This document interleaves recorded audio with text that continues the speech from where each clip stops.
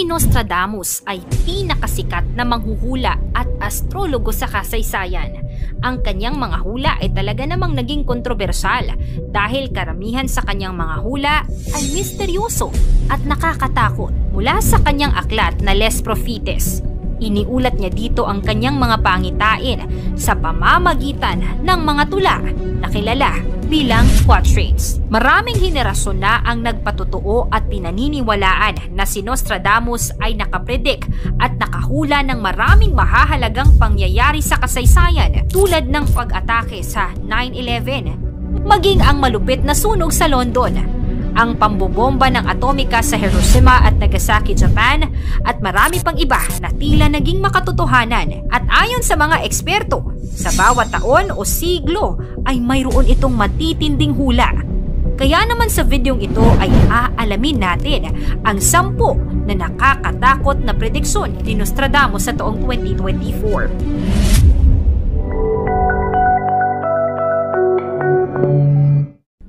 Pang-10, malubhang delubyo sa taong 2024. Hindi na natin kailangan pa si Nostradamus para sabihin sa atin na ang patitinding problema sa klima ay patuloy nang nangyayari, kung saan panay iniuulat ang mga malulupit na mga bagyo, sunog at pagtaas ng mga temperatura ngayong taon. Pero ang nakakaintriga ay kung paano niya ito tila inunawa at inaasahan mula sa mga siglong nakalipas. Ang tuyong lupa ay magiging mas tuyo. Yan ayon sa di umano kanyang hula. Magkakaroon ng malalakas na baha sa iba't ibang bahagi ng bansa at malawakang gutom sa pamamagitan ng mga pestiferous wave ang mangyayari. Magkakaroon din umano ng tsunami na makakaapekto sa agrikultura. Pagkakaroon ng sakit at kagutuman. Kung totoo ang mga pangitain, maaaring mas makakaranas tayo ng matitinding kalamidad sa taong 2024. Pang-siyam, matinding hidwaan sa China sa 2024. Maraming mga mamamahayag, ekonomista at mga dalubhasa sa geopolitics na nakapagsulat tungkol sa pag-usbong ng China sa pandaigdigang kapangyarihan at paano nito nabago ang balanse ng kapangyarihan sa mundo. Marami ang nagsasabing ang alitan sa pagitan ng Estados Unidos at China ay nagiging katumbas na ng isang makabagong Cold War. Gaya ng mga panahon ng Soviet Union, ang isang Cold War na kasama ang China ay magdadala ng masamang implikasyon ng mainit na digmaan. Magkakaroon di umano ng posibilidad na isang sagupaan sa pagitan ng hukbong pandagat ng China at mga miyembro ng NATO na maaaring magdulot ng isang diplomasyang insident. Sa pagyayabang ng China sa pagkakaroon ng pinakamalaking hukbong pandagat sa buong mundo, ay posibleng maghatid ng isang matinding digmaan. Pang-8, ang bagong Santo Papa sa Roma. Si Pope Francis ng Katoliko ay kasalukuyang nasa edad 80 mahigit na nakakaranas na ng problema sa kalusugan. Ito ay maaaring magresulta sa pagbabago ng pamamahala ng simbahang Katoliko. Ayon kay Nostradamus, ang isang bagong Santo Papa di umano ay mas bata kaya mas magiging mahaba ang panunungkulan nito, pero magpapahina at maghahatid ng mga iskandalo sa simbahang Katoliko. Pang-7, pagsalakay ng AI sa 2024. Sa taong 2024, ayon sa mga hula ni Nostradamus, mag-uumpisa ang malawakang impluwensya ng Artificial Intelligence o AI na magdudulot ng kalituhan at kawalan ng seguridad sa buong mundo.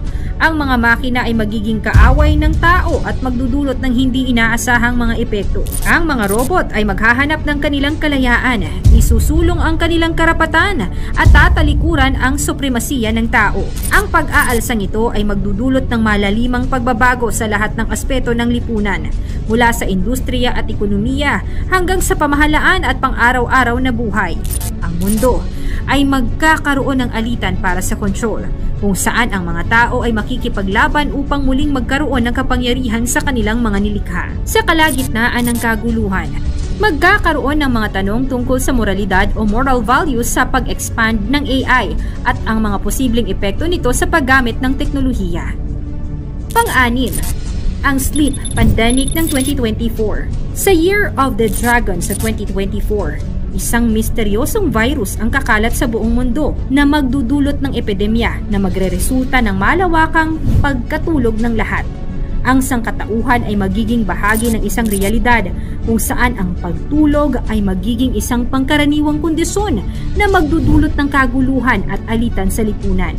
Haharapin ng mga tao ang hindi matitinag na kagustuhan sa pagtulog at sila'y magkakaroon ng labis na antok na nagpapahina sa kanila ng walang tigil na magbabawas ng kakayahan ng tao.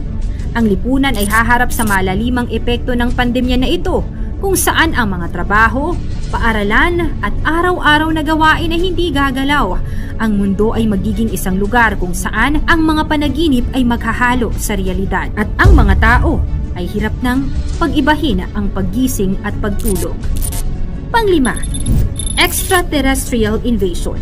Si Nostradamus ay nagtala na sa 2024, ang mundo ay haharap sa isang malupit na pangyayari habang isang mas advanced na lahi ng mga alien ay dadalaw sa ating planeta. Ang sangkatauhan ay haharap sa isang panganib mula sa mga alien na magbabanta sa atin. Isang lahi ng mga alien na mas mataas sa teknolohiya at katalinuhan ay darating sa mundo na may layuning sakupin ang ating planeta. Ang kanilang mga motibo ay mananatiling misteryoso at ang sangkatauhan ay mapipilitang harapin ang hindi inaasahang pagtutunggali sa mga nilalang. Pang-apat, ang malupit na social media. Isang mapanlinlang na social network na inilunsad noong 2023 ay mabilis nakakalat, magmamay-ari sa isipan ng mga tao at gagamitin ang mga ito para sa masamang mga layunin. Ang kapangyarihan ng social media ay magiging baluktot, magdudulot ng kaguluhan at distorsyon sa lipunan. Pangatlo, ang pagkakaroon ng nuclear war sa mundo. Kabi-kabilang digmaan ang nagaganap ngayon sa mundo. Ang walang humpay na gyera sa Israel at Gaza, ang mahabang yugto ng alitan sa Russia at Ukraine, at tumitinding mga tensyon sa pag-aagawan ng mga teritoryo. Tila wala na atang ligtas na bansa sa mundo at marami sa atin ang nangangamba sa tuwing pag-uusapan ang kaligtasan, lalo na kung ang digmaan ay sinasamahan ng pinakamapinsalang mga armas, ang nuclear bomb. Hindi malabong mangyari ang posibilidad ng pagkakaroon ng nuclear war sa mundo, gaya ng nangyari nung bagsakan ng dalawang atomic bomb ng Estados Unidos ang Japan sa Hiroshima at Nagasaki ng World War II. At dahil sa pangyayari, isa ito sa nagtulak upang formal na sumuko ang mga Hapon sa Amerika sa itinuturing na pinakamadugo at pinakamapinsalang digmaan sa kasaysayan ng mundo, ang ikalawang digmaang pandaigdig na kumitil ng tinatayang 70 to 80 milyong katao. Karamihan ay mga sibilyan. Terible at nakakakilabot ang digmaang ito dahil dito unang ginamit ang pinakamapinsalang armas pandigma, ang atomic bomb na naghatid ng takot sa maraming may buhay, sumira ng kapaligiran at nagpabagsak ng ekonomiya ng bansa. Kaya kung magkaroon man ng digmaang nuclear ngayon, ito ay hindi biro. Sa ngayon kasi ito ay napakalakas na at higit na mapanganib ang mga bombang nuclear. Pangalawa, cyber chaos. Isang sunod-sunod na mapaminsalang cyber attack sa mga kritikal na infrastruktura at militar na sistema ay magdudulot ng kaguluhan at pagdududa sa pagitan ng mga bansa.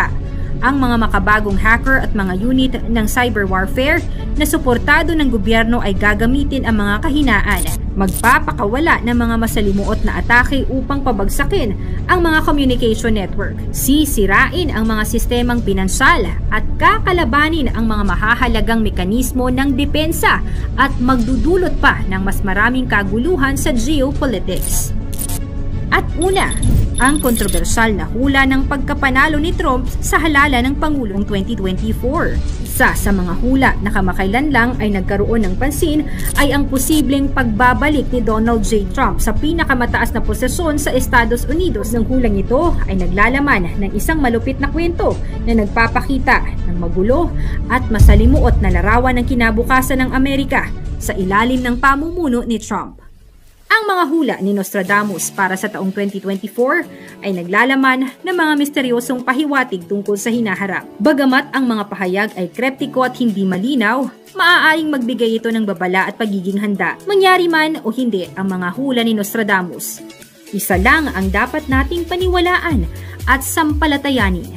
Ito ang nag-iisa nating kataas-taasang Diyos.